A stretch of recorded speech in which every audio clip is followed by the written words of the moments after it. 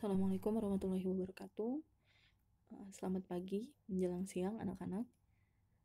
Pada pertemuan kali ini kita akan melakukan pembahasan soal PHB yang sudah kalian kerjakan pada pertemuan sebelumnya. Pembahasannya akan meliputi pembahasan soal pilihan ganda ya. Ada 25 soal dan 5 soal esai. Oke, tugasnya adalah hari ini Ibu akan melakukan pembahasan, kalian silahkan disimak, kemudian kalian tuliskan di buku prakarya kalian jawabannya yang benar. Nanti kan ada pilihan ganda soal-soalnya di sini, kemudian kalian tuliskan jawabannya. Misalnya nomor 1 nanti jawabannya B, kemudian tulis juga keterangannya. Jadi bukan cuma A, B, C-nya aja, tapi misalnya nomor 1 ternyata yang benar adalah opsi B, berarti opsi B keterangannya apa? Misalnya bahan keras adalah bla bla bla bla bla. Nah, itu juga ditulis. Itu untuk pilihan ganda. Kemudian untuk esai juga sama. Untuk esai kalian nggak usah tulis soalnya, esai dan pilihan ganda nggak usah kalian tulis soalnya, tapi cukup dituliskan jawaban dan dijelaskan dari apa yang akan kita bahas pada hari ini. Gitu ya. Oke. Waktu pengumpulan Ibu hanya akan terima sampai pukul 2 siang. Kalau misalnya lewat dari itu, ya sudah, berarti nilai PHB-nya ya tidak akan ada perbaikan atau penambahan nilai. Ya. Oke, kita mulai saja untuk soal nomor 1. Berikut ini yang bukan merupakan definisi dari kerajinan bahan keras, kecuali. Oke, pertanyaan di situ bukan merupakan. Jadi di opsi itu adalah yang bukan merupakan, tapi karena ada kecuali, berarti yang ditanya adalah yang benar. Pernyataan yang benar dari definisi kerajinan bahan keras ya. Jawabannya nomor 1 adalah B. Ya. Kalau opsi yang A, suatu jenis bahan berupa potongan komponen yang membentuk jaringan memanjang yang utuh, sering dikaitkan dengan sayur, buah, dan tekstil. Ini adalah definisi dari serat ya. Kalian sudah belajar materi serat di kelas 7. Kemudian untuk opsi C, kerajinan yang dibuat dari bahan lunak kemudian dikeraskan sehingga memiliki sifat kuat, itu adalah definisi dari bahan lunak ya. Itu sudah kalian pelajari di kelas 8. Kemudian opsi D, suatu jenis kerajinan yang berasal dari media campuran dan ditambah dengan ragam hias. Nah, ini juga bukan ya. Karena opsi D itu adalah definisi dari media campuran dan juga ragam hias. Jadi jawabannya nomor 1 adalah B. Kerajinan yang dibuat menggunakan bahan berupa benda keras yang memiliki sifat kuat, solid, tidak mudah dibentuk, dan pejal. Itu adalah definisi dari kerajinan bahan keras. Oke. Selanjutnya nomor 2, yang merupakan contoh bahan keras pada gambar di bawah ini. Tadi di soal nomor 1 kita sudah baca kalau misalnya definisi bahan keras adalah kerajinan yang dibuat menggunakan bahan berupa benda keras dan memiliki sifat kuat dan solid. Nah, kita lihat di bawah ini ya, di opsi-opsi ini yang merupakan contoh bahan keras. Opsi A itu adalah ya, opsi A ini adalah gambar kapuk. Kapuk bukan merupakan contoh bahan keras. Kapuk ini masuknya ke contoh serat ya, yang nanti dipakai untuk kerajinan tekstil.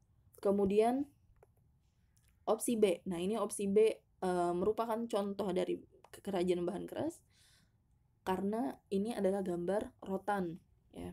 Ini adalah gambar rotan. Jadi merupakan contoh, berarti jawaban yang benar adalah B. Kemudian kita lihat di sini opsi C. Opsi C di sini adalah pohon anggrek ya, pohon anggrek. Pohon anggrek ini masuk ke dalam contoh bahan serat ya. Kemudian opsi D, ini adalah eceng gondok. Eceng gondok juga masuk ke dalam kategori bahan serat dan bukan merupakan bahan keras. Jadi jawaban untuk nomor 2 adalah B ya. B itu adalah gambar rotan. Selanjutnya nomor 3, perhatikan pernyataan berikut. Keunikan bahan kerajinan, keragaman muatan nilai dalam produk kerajinan, aspek rancangan dalam produk kerajinan. Pernyataan di atas merupakan bla bla bla bla kerajinan bahan keras. Kalau pengertian bahan keras itu bukan, karena tadi sudah kita bahas di soal nomor 1. Fungsinya juga bukan ya. keunikan bahan kerajinan bukan fungsi, yaitu kan aspek rancangan dan lain-lain itu juga bukan fungsi. Jenis juga bukan, ya. Berarti jawabannya adalah B ya, fungsi.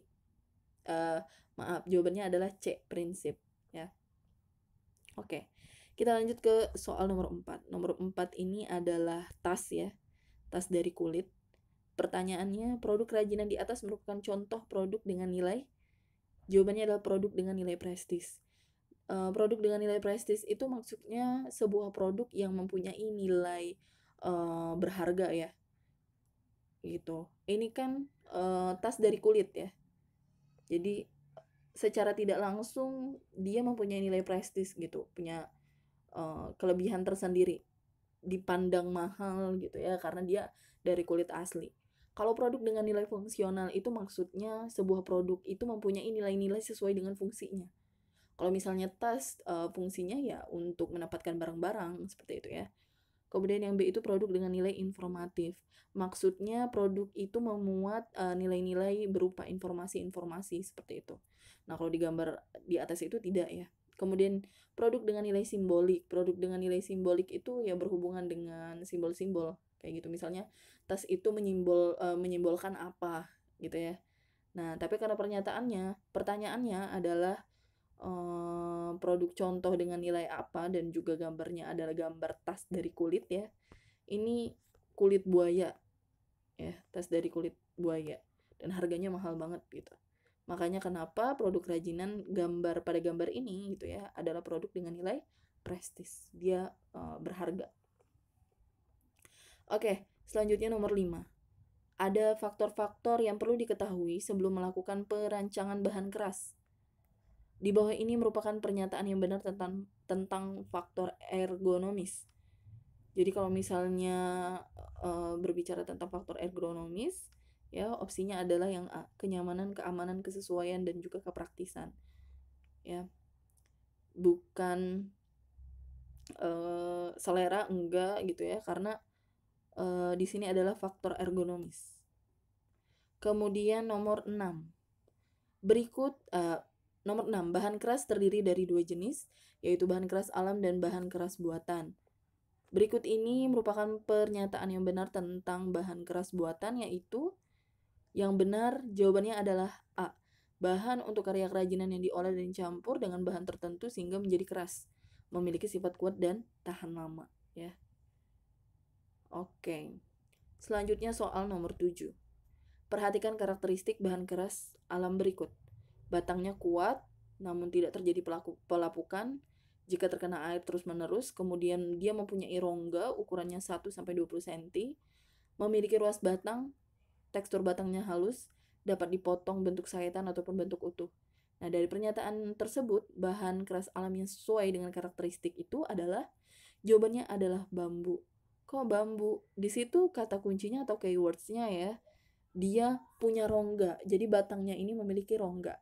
Secara logika, kalau misalnya dia kayu biasa itu tidak memiliki rongga ya. Rotan juga tidak memiliki, ada rongga tapi kecil sekali, tidak selebar bambu. Kemudian pohon jati karena dia masuk ke dalam kategori kayu ya dia juga tidak mempunyai rongga. Kemudian kata kunci lainnya adalah memiliki ruas batang. Ya, memiliki ruas batang bambu. Kalau misalnya kalian melihat ya, sering melihat pohon bambu, dia memiliki ruas batang. Berbeda halnya dengan rotan, jati ataupun kayu biasa ya. Dan tekstur batangnya halus. Rotan dia halus gitu ya, tapi yang tadi pernyataan-pernyataannya di atas kurang tepat. Kalau kayu dan jati itu permukaannya tidak halus teksturnya ya. Oke, jadi jawabannya A, bambu. Selanjutnya nomor 8. Sebelum membuat produk kerajinan bahan keras alam, maka dilakukan perancangan atau persiapan terlebih dahulu. Pada pembuatan kerajinan berbahan dasar kayu, aneka kayu, lem kayu, dan cat adalah, ya, jawabannya adalah bahan produksi. Ini masih banyak yang belum paham tentang perbedaan alat dan bahan ya. Misalnya di statement nomor 8 ini ingin membuat kerajinan berbahan dasar kayu. Kalau misalnya kita ingin membuat kerajinan berbahan dasar kayu, misalnya membuat vas bunga atau vas foto seperti itu ya, kalau misalnya di situ, ada kayu, lem, ya kan, cat, itu masuknya ke bahan. Tapi kalau misalnya ada gergaji gitu ya, amplas, alat-alat alat-alat perkakas itu masuknya ke alat produksi, seperti itu, ya. Atau analogi lain misalnya gini, kalian masak nih, masak mie gitu ya. Nah, kalau masak mie, ada sayur gitu ya kan, kalau ada yang mau pakai sayur, kalau misalnya ada yang mau nambahin bakso ataupun cabe, ada bumbu-bumbunya juga gitu ya, telur misalnya ya. Nah, yang tadi, yang Ibu sebutkan tadi, itu masuknya ke bahan. Bahan dalam pembuatan mie. Tapi kalau misalnya kompor ya kan, panci, kemudian spatula, sendok, garpu, dan lain-lain itu disebutnya alat gitu ya. Jadi kalau misalnya nanti ada pertanyaan lagi untuk menentukan alat dan bahan dalam pembuatan kerajinan misalnya, ya itu teman-teman sudah harus bisa membedakan yang mana alat dan yang mana bahan gitu ya. Kemudian kalau penghias dan ornamen ini ya sebagai penghias saja gitu ya. Misalnya kerlap-kerlip gitu ya. Nah, itu kan penghias gitu ya. Kemudian pelengkap itu juga bukan gitu. Jadi jawabannya lem kayu, aneka kayu, dan cat itu merupakan bahan produksi ya. Kemudian soal nomor 9. Gergaji, pahat, palu, cukil, amplas, kuas, mesin bubut, mesin potong pada pembuatan kerajinan berbahan dasar kayu adalah alat produksi. Ya, jawabannya yang tadi kita bahas. Selanjutnya nomor 10. Berikut merupakan proses pembuatan kerajinan anyaman rotan yang benar, yaitu jawabannya adalah D. Pembuatan kerangka, penganyaman, pengecetan, kemudian finishing. Jadi kalau misalnya ingin membuat kerajinan anyaman rotan atau kerajinan apapun lah ya, yang pertama kali yang harus dilakukan adalah membuat kerangka dulu. Jadi kita nggak bisa nih langsung eksekusi membuat anyaman atau langsung finishing atau melakukan pengecatan tanpa ada kerangka dulu atau tanpa ada perencanaan dulu seperti apa gitu ya. Oke, kalau misalnya kalian nggak tahu nih, ini tipsnya ya, tipsnya menjawab pertanyaan itu, kalau misalnya kalian tidak tahu teorinya secara detail, kalian lihat tuh opsi yang lain. Kalau kita analisis opsi A, pembuatan kerangka, oke, berarti di soal nomor 10 ini secara logika awalan mungkin pembuatan kerangka dulu gitu ya. Maka opsi A dan D mungkin bisa di apa namanya, tinggal itu ya dipertimbangkan. Tapi kalau yang B dan C jelas salah, karena kenapa? Yang B itu dia melakukan pemotongan terlebih dahulu. Sedangkan yang C juga dia melakukan penganyaman dulu ya. Kan nggak mungkin gitu ada bahan tiba-tiba langsung dianyam, pengecetan lalu finishing kayak gitu, itu kan nggak mungkin. Berarti tersisa opsi A dan D. Kemudian kita lihat lagi nih, langkah selanjutnya adalah penganyaman, sama ya. Kemudian pemotongan dan finishing. Nah, kalau udah dianyam, ngapain dipotong lagi kayak gitu? Kenapa eh, proses pemotongan itu tidak dilakukan di awal gitu ya, setelah melakukan pembuatan kerangka atau sebelum melakukan penganyaman seperti itu ya, kayak gitu. Jadi kalau misalnya kalian ketemu soal-soal ini nanti untuk ujian ya, nanti apa namanya, ujian apapun gitu ya, nah trik-trik kayak gitu kalian harus benar-benar dipahami soalnya dan dilihat opsinya seperti apa gitu. Kita lanjut ke soal nomor 11. Berikut merupakan pernyataan yang salah mengenai kemasan produk kerajinan bahan keras. Pertanyaannya adalah tentang kemasan ya. Yang salah. Jawabannya adalah B, merupakan center atau aspek utama dari kerajinan itu sendiri. Center itu adalah aspek utama. Jadi apa ya? Jadi kemasan itu bukan center. Yang menjadi center atau yang menjadi fokusan utama adalah produk itu sendiri gitu ya. Jadi jangan sampai packaging atau kemasan, misalnya nih kalian membuat produk kerajinan kayak gitu, tapi ternyata kemasannya yang menjadi center atau ternyata kemasannya lebih bagus daripada isi dari produk itu sendiri kayak gitu ya. Kalau opsi A, untuk menampilkan kesan dan pandangan terhadap suatu isi produk, maka packaging biasanya dibentuk atau didesain sedemikian rupa. Ini pernyataan yang benar tentang kemasan. Kemudian opsi yang C, setiap bentuk barang benda membungkus suatu produk kerajinan di dalamnya bermanfaat untuk melindungi isinya. Ini juga pernyataan yang benar mengenai kemasan. Dan meningkatkan nilai jual sebuah produk juga apa namanya, pernyataan yang benar mengenai kemasan gitu ya. Jadi jawabannya adalah B. Selanjutnya nomor 12. Ini kerajinan ini contoh ragam hias ya. Gambar di atas merupakan contoh kerajinan ragam hias dalam produk kerajinan kayu yang memiliki ungkapan atau pepatah alam tak kambang jadi guru, bahwa alam memiliki makna yang mendalam dengan segala bentuk, sifat, serta segala yang terjadi di dalamnya, merupakan sesuatu yang dapat dijadikan sebagai pedoman, ajaran, dan guru. Berdasarkan pernyataan tersebut, ragam hias dalam produk kerajinan di atas berasal dari, jawabannya adalah Padang, Sumatera Barat. Ini materi ini sudah Ibu sampaikan gitu ya di grup classroom. Ada berbagai jenis ragam hias di situ ya, ada yang dari Toraja, ada yang dari Papua dan Jepara gitu. Kalian silahkan cek gitu untuk merefresh ingatan kalian kembali gitu ya tentang perbedaan dan bagaimana corak ragam hias dari masing-masing daerah. Ya, kalau ini adalah ragam hias khasnya dari Padang, Sumatera Barat. Oke, selanjutnya nomor 13. Sifat benda yang muncul dari adanya muatan listrik merupakan pengertian dari, jawabannya adalah kelistrikan. Ya. Oke, selanjutnya nomor 14. Ada dua jenis muatan listrik, yaitu muatan listrik negatif dan positif. Suatu benda dikatakan bermuatan listrik negatif jika, jawabannya adalah C. Suatu benda bermuatan listrik negatif jika kelebihan elektron. Ya, itu kalau misalnya dia bermuatan listrik negatif. Nah, materi ini juga ada di materi yang sudah Ibu berikan di Google Classroom sebelumnya gitu, dan ini juga masih banyak yang salah gitu ya. Oke.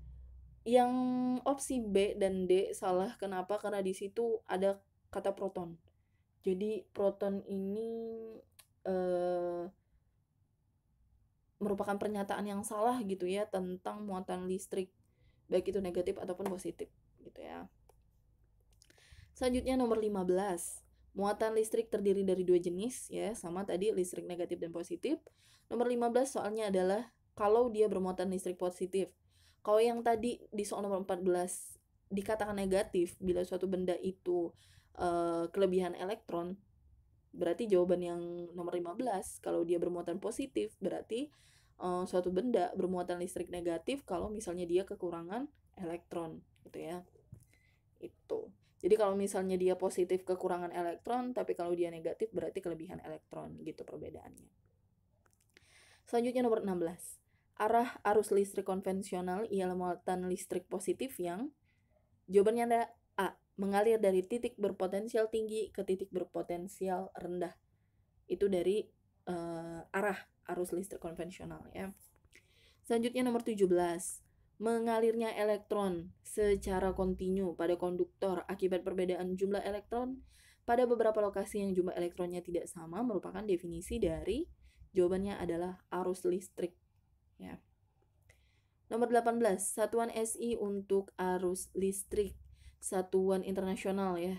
Untuk arus listrik jawabannya adalah ampere ya. Selanjutnya nomor 19. Arus listrik dibagi menjadi dua jenis, yaitu ada istilahnya AC dan DC.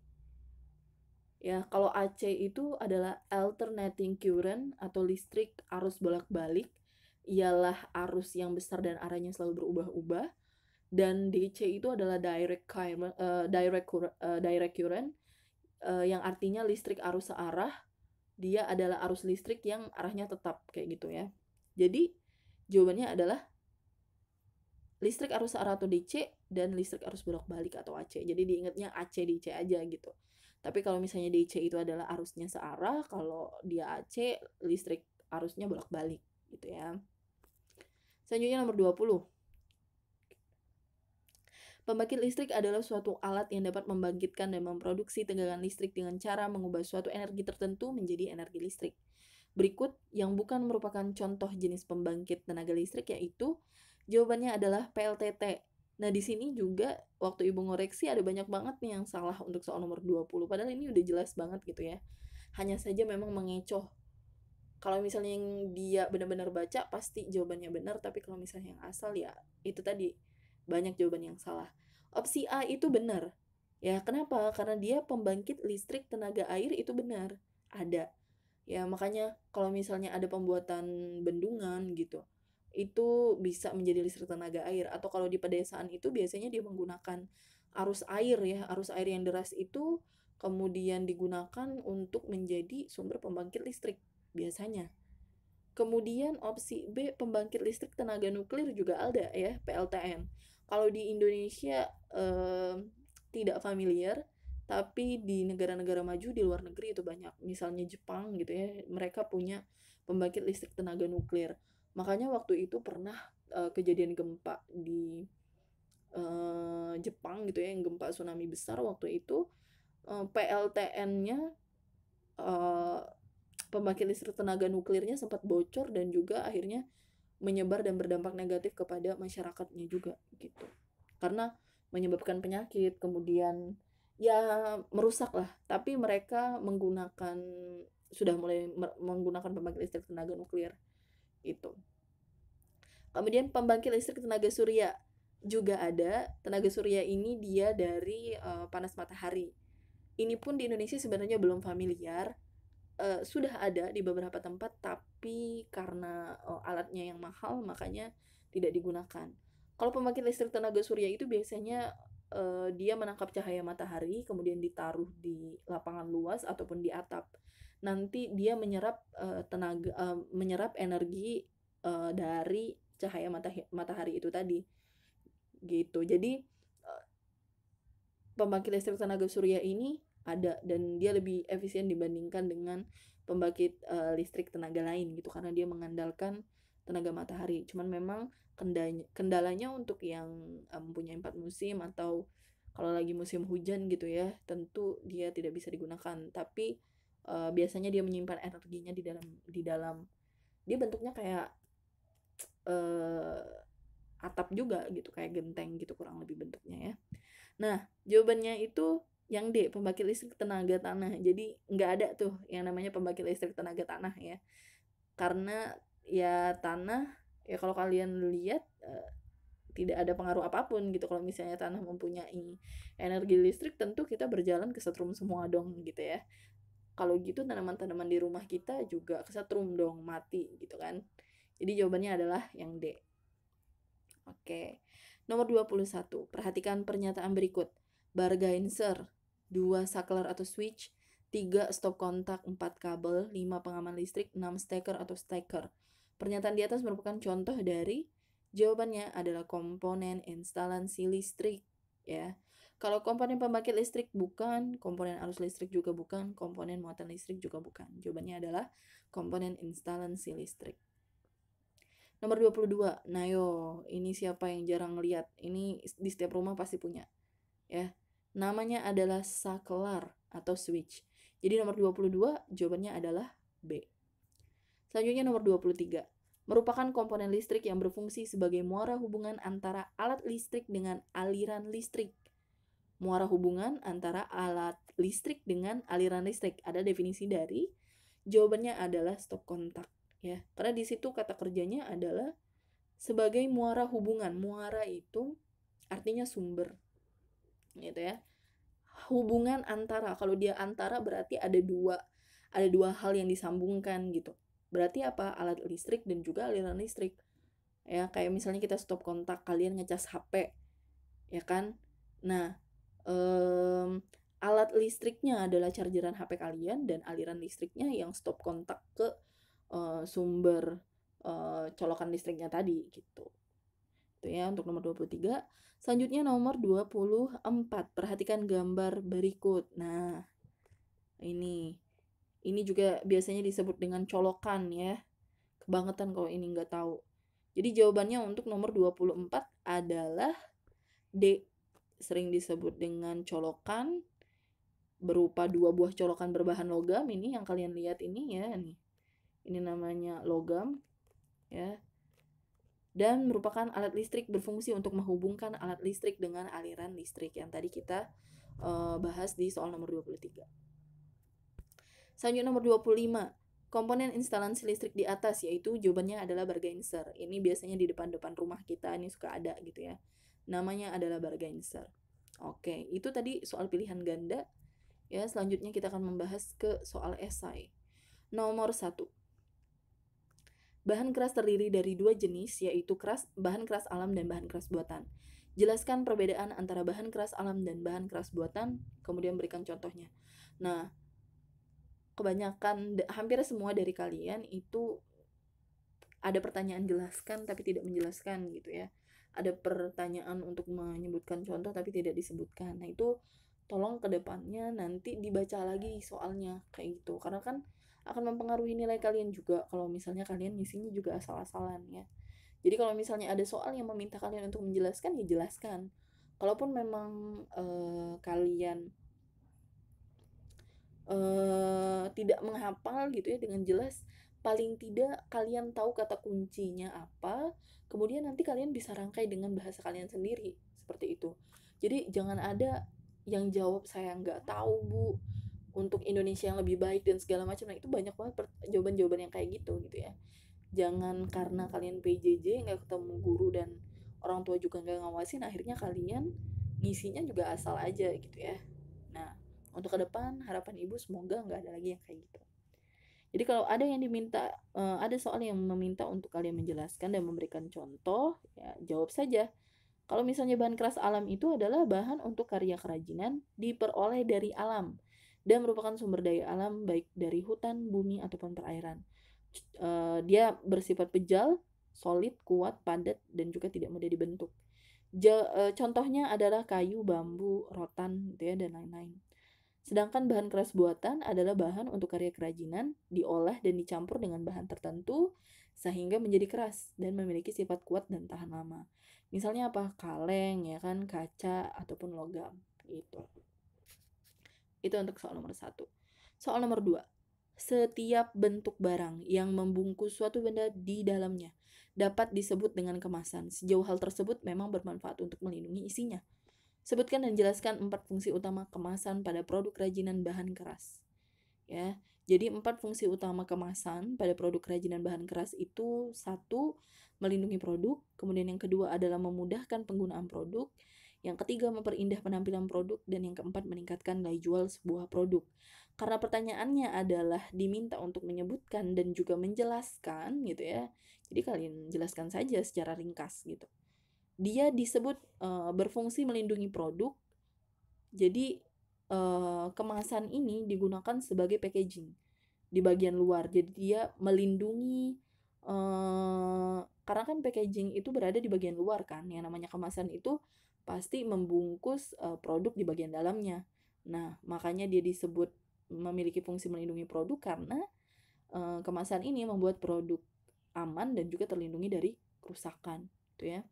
Kemudian fungsi yang kedua adalah memudahkan penggunaan produk. Jadi adanya jenis kemasan yang bervariasi, yang terdapat informasi produk atau cara penggunaannya pada kemasan itu biasanya memudahkan kita ya untuk menggunakan produk tersebut. Misalnya pada kemasan dari produk kerajinan bahan keras, misalnya lemari gitu ya, rakitan lemari kayak gitu. Nah, biasanya di kemasan itu dia mencantumkan petunjuk penggunaan ataupun dia menjelaskan fungsinya dari produk kerajinan itu, fungsinya untuk apa gitu ya, kemudian perawatannya seperti apa. Makanya dia di situ memiliki fungsi memudahkan penggunaan produk gitu. Selanjutnya nomor 3 adalah memperindah penampilan produk.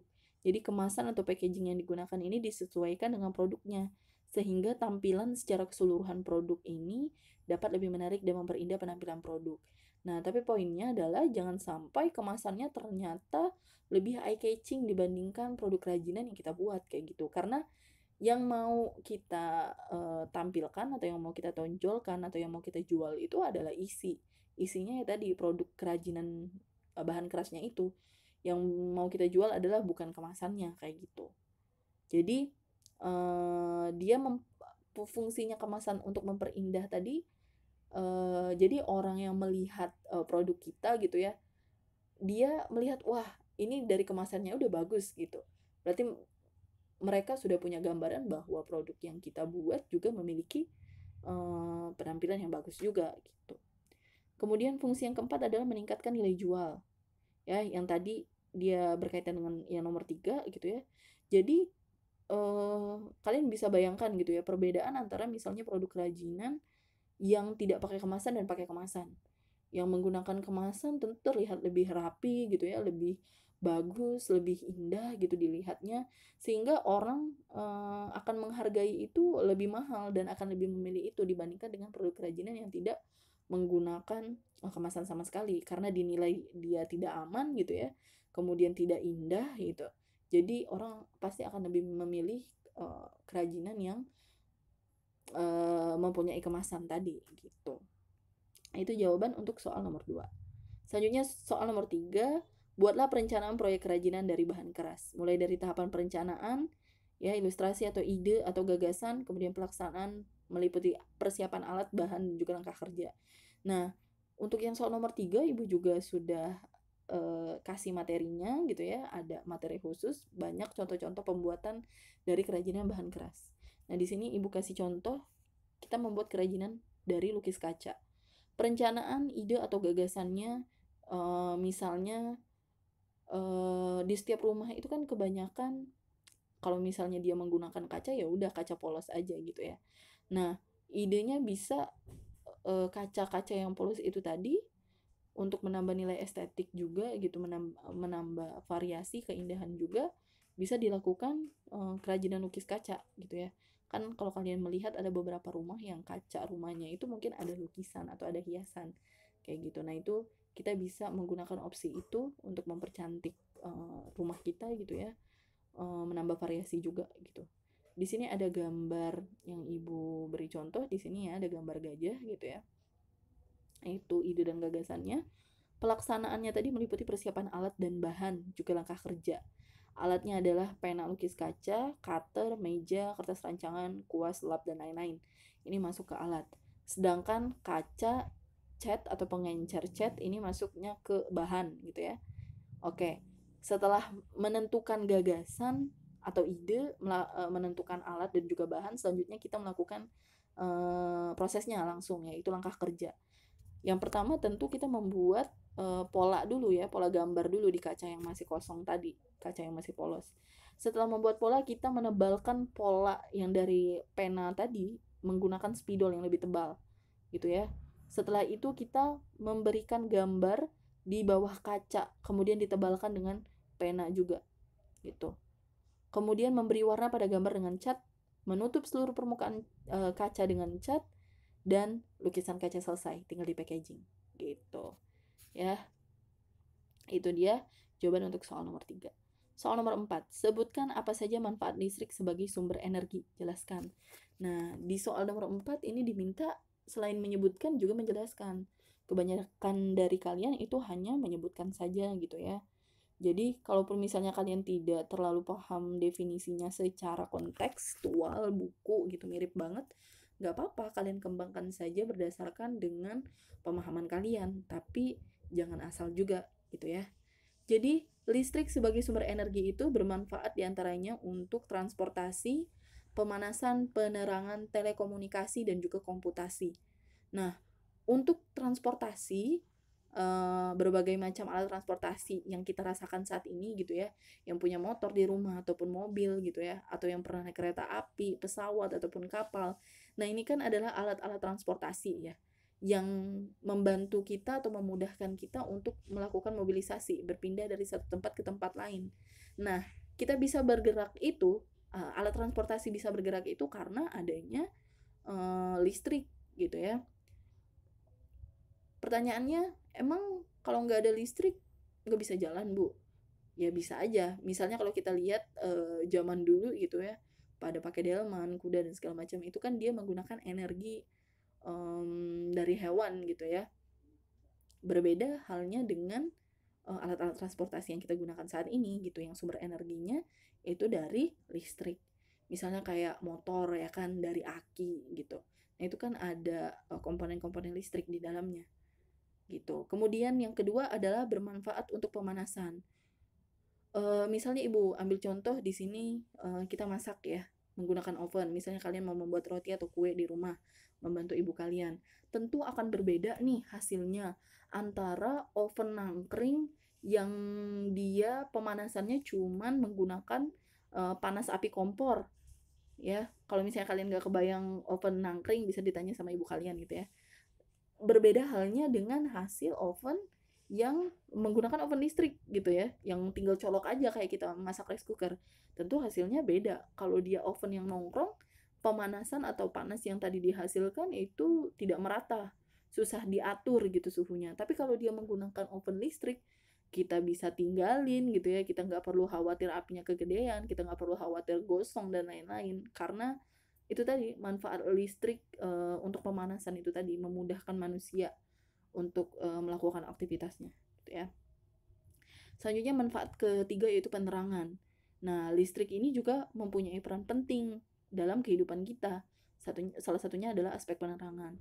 Misalnya tidak ada listrik, mungkin kita hanya bisa mengandalkan matahari di siang hari ataupun penerangan dari obor kayak zaman dulu ya, dari obor ataupun dari api ya. Tapi berbeda halnya dengan listrik, karena penerangan itu jauh lebih efektif dan efisien gitu. Jadi nggak khawatir bakal kebakaran karena apinya nanti kemana-mana gitu ya. Kalau zaman dulu tuh biasanya jokesnya atau candaannya kalau pakai lilin ataupun obor biasanya belajar mereka ya. Jadi kalian bersyukur nih belajar bisa ngerasain pakai listrik kayak gitu. Kalau orang tua zaman dulu itu, apalagi di tempat ibu tuh di kampung, mereka tuh biasanya menggunakan lilin ataupun lampu-lampu yang dari minyak tanah itu. Jadi kalau udah pagi-pagi biasanya udah sampai ke hidung-hidung, mukanya udah pada hitam gitu ya, karena dari api itu tadi belajar gitu. Penerangan. Penerangan kalau misalnya menggunakan listrik jauh lebih memudahkan manusia dan juga lebih efisien gitu. Kemudian untuk telekomunikasi, ya alat-alat komunikasi saat ini misalnya HP kalian, laptop, telepon atau apapun lah gitu ya berhubungan dengan alat-alat telekomunikasi ini juga tidak bisa dipisahkan perannya dari listrik itu tadi gitu, karena ada komponen listrik di dalam alat-alat tersebut. Kemudian komputasi juga sama nih, berperan penting juga. Misalnya kalian nanti kerja di kantor kayak gitu ya, penggunaan laptop ataupun komputer dan lain-lain ya, ataupun alat-alat yang lain lah gitu ya yang berhubungan dengan komputasi, ini juga ada komponen listrik di dalamnya, makanya bermanfaat sekali untuk membantu pekerjaan manusia lebih efisien dan efektif gitu. Oke, soal terakhir. Jelaskan secara singkat apa saja komponen instalasi listrik. Nah, padahal di sini sudah jelas-jelas diminta untuk menjelaskan gitu ya. Tapi kebanyakan dari kalian itu cuma menyebutkan saja. Atau malah mereka menyebutkan tapi ternyata ya ini nggak dari sini. Padahal ini udah pernah kita bahas, sering banget kita bahas gitu ya. Sebelum PHB kemarin. Oke. Jawaban nomor 5 adalah bargainser, pengaman listrik, saklar atau switch, steker, stop kontak, dan juga kabel. Bargainser itu alat pembatas daya listrik yang masuk ke rumah tinggal dan juga berfungsi sebagai pengukur jumlah daya listrik yang digunakan dalam rumah tinggal. Itu ada yang di depan rumah kita gitu ya. Kemudian pengaman listrik fungsinya untuk memutuskan rangkaian listrik apabila terjadi gangguan pada instalasi listrik rumah tinggal. Misalnya konslet gitu, korslet. Nah, itu pengaman listrik fungsinya gitu. Kemudian saklar adalah instalasi listrik komponen yang berfungsi untuk menyambung atau memutuskan aliran listrik ya. Steker colokan listrik, kemudian kalau stop kontak itu fungsinya sebagai muara menghubungkan antara alat listrik dengan aliran listrik, dan kabel ini menghantarkan energi listrik ke sumber beban listrik atau alat listrik. Oke, itu pada hari ini kita melakukan pembahasan gitu ya soal PHB 1. Silahkan dikerjakan tugasnya, Ibu tunggu sampai hari ini karena sudah mau disetor ke wali kelasnya. Terima kasih. Wassalamualaikum warahmatullahi wabarakatuh.